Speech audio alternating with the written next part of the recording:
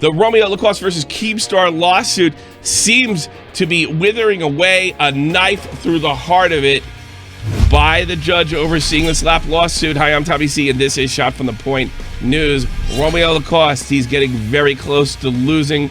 This might be it for the Lacoste versus Keemstar lawsuit. If you've been following my coverage on Shot from the Point, you might know that Romeo Lacoste, of course, filed a defamation lawsuit against Keemstar. Keemstar's legal team filed back with what's called a SLAPP lawsuit. If I could just break that down real quickly in layman's terms, SLAPP lawsuits are designed to stop frivolous lawsuits. In other words, let's say I'm a really rich guy and I'm mad at somebody, I'll assume for a bunch of BS stuff, and I know I won't win. I don't care if I don't win. It's just completely frivolous. I have the funds, and I'm just going to drain their bank account. That's what the SLAPP lawsuit is designed to do, get rid of frivolous lawsuits. Now, you might remember when I covered this, Romeo Lacoste's legal team responded. They made their objection to the SLAPP, and the judge said it wasn't titled correctly and sent him back to the drawing board. Now, that's not a good start out the gate for Romeo Lacoste and his ability to shut down the SLAPP lawsuit. And just this morning, I got a email, and I'm going to read it to you, from, I guess, he's kind of a shot from the point man in the field. He sends me a lot of legal documents. I appreciate him so much. His name is DM King, and he's in the description box below. I hope you give him a follow. He doesn't do this for any money.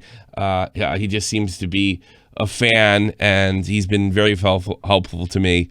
He pays attention to lawsuits that are going on in sort of the social media world, and he gets me the paperwork, as you see here. We'll go over that, but I like to read his email, and because he's going to explain it a lot better than I can when we go over the legal paperwork. Tommy, another update on Romeo's lawsuit. Remember last week Romeo filed a response to Keem's motion to strike the complaint.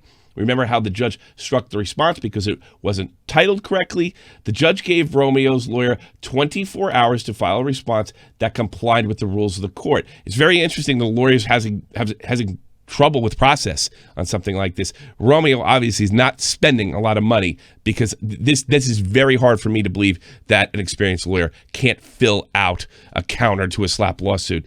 I mean, it's completely bizarre. Romeo's lawyer filled out the response 1 day late. The judge struck that response because it was filed late. On Monday of this week, Romeo's lawyer tried again to file the response and included an affidavit arguing that he filled out the response late because he had no internet service as he was moving his law offices. He filled out the response again and practically begged the judge to allow the response. Yesterday, the judge struck the response, saying that Romeo's lawyer did not show good cause for filing late. This means Keem's motion to strike will be unopposed, and likely Romeo's entire lawsuit may be dismissed, and he will have to pay Keem for all attorney's fees used in the case, which is likely up to $100K or more. Remember who Romeo Lacoste is? Remember what the evil Keemstar did? He exposed this guy. He was having unnatural interactions with people that are under the age that can consent. I mean, the strange thing about this whole lawsuit, that Romeo doesn't even deny it, yet he filed a defamation suit when the information reported is clearly true. Again, Keem filed a SLAPP. This SLAPP looks like it's going to work because he didn't file it correctly, so they'll uphold the SLAPP, and you're going to have to pay Keemstar's bills. Again, I hope you give DM Keem a follow. He's kind of involved in YouTube drama on a higher level. He pays very close attention to big social media names that are in court, like FaZe Banks, and he sends it to me. He doesn't charge me for anything. He doesn't ask me for anything. I just appreciate it. And I want to show my appreciation by letting you know that he's a good guy and he's a trustworthy source. I mean, this is the source right here, in fairness, right, DM King? And I just cut to the chase. The lawyer makes excuses that he had to, I don't want to say like they're illegitimate excuses, but he moved from May 8th to 11th, 2020, his law office, and had only his internet service installed on May 11, 2020. Our officers suffered an internet outage due to problems with AT&T's computer's failure to recognize the installed networks, and our firm's email were not updated in time for me to meet the court's order, setting a deadline of 12 noon on May 13th for the filing of a corrected opposition defendant's special motion to strike the complaint. On May 15th, 2020, the court ordered Air Force said, this is probably legal. Air Force, I'm not familiar with that word. Opposition to stricken pursuit to LR 7-12. No idea. Not it. And then he goes on to say he, respectfully asked the court to, kind of cut him a break because he was moving law opposite. Did I wake you up with your earphones? Oh, man. The Honorable Gary Klausner, the United States District Judge, out pardon review of the declaration of Raoul J. Servino. I apologize if I got that wrong, counsel. The court does not find a good cause to permit the late filing of plaintiff's opposition to the special motion to strike the complaint. According to the court, strikes plaintiff's late filled opposition. It is so ordered. So what this means for Romeo Lacoste, he is not, all right, Keem files a SLAPP.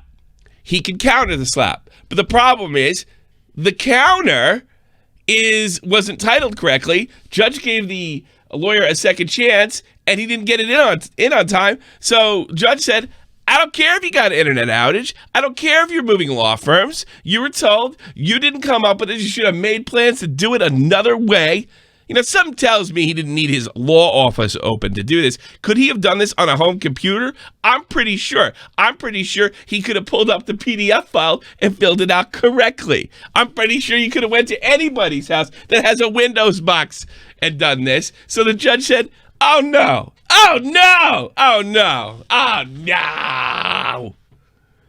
So here's the thing.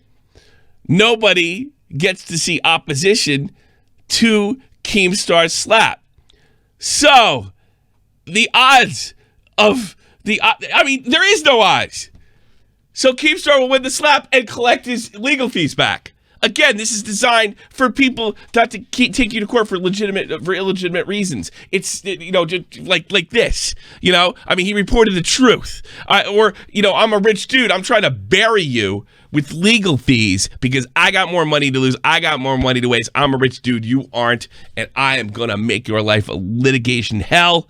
That's what the SLAPP lawsuit's for. It has worked wonderfully, in my humble opinion, in this situation. Maybe this is something that I don't think there's much to emulate in California, but this might be it. Actually, like what they have in Europe, it's loser pays across the board.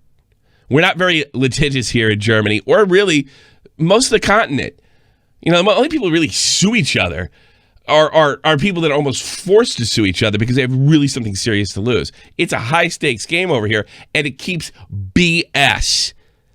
Bullshit out of the courts, which is great for everyone, because the only people that the idea with the legal system is not to make lawyers rich. It's to find justice. So and we have that in the States. So this is great. Hats off to California and that this worked, because it seemed like a completely ridiculous lawsuit to me. Keemstar reported what this person did. He had receipts. That's not defamation. This is not the Tony situation would be considered clear-cut defamation. He just decided not to sue. Keem's got the receipts. It's just that simple. All right, everybody, I hope you enjoyed this video on the Keemstar Romeo Lacoste lawsuit. I'm looking to book a news video on this terrible, terrible situation we got with the sponsor war between H3 and Keemstar.